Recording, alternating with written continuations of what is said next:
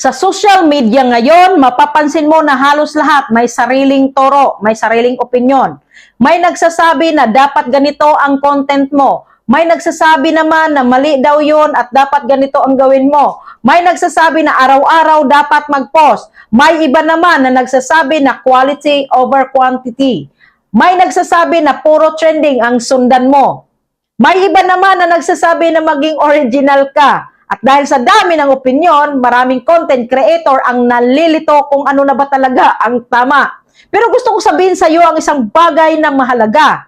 Normal lang na iba-iba ang turo ng mga tao. Bakit? Dahil iba-iba rin ang experience nila. Iba-iba ang journey nila, iba-iba ang naging paraan kung paano sila nagtagumpay. Kaya kung minsan kahit pareho silang successful, magkaiba pa rin ang advice na binibigay nila. Pero sa dulo ng lahat ng yon, may isang bagay kang dapat tandaan. Lagi mo tong tandaan.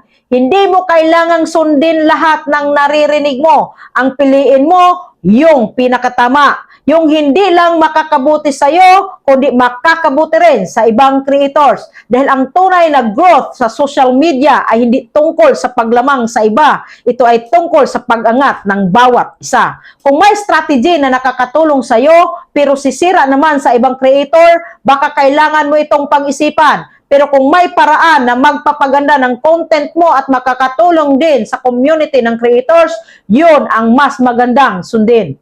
Tandaan mo, sa social media, maraming boses ang maririnig mo. Pero ang tunay na wisdom ay nasa kakayahan mong pumili kung alin ang tama.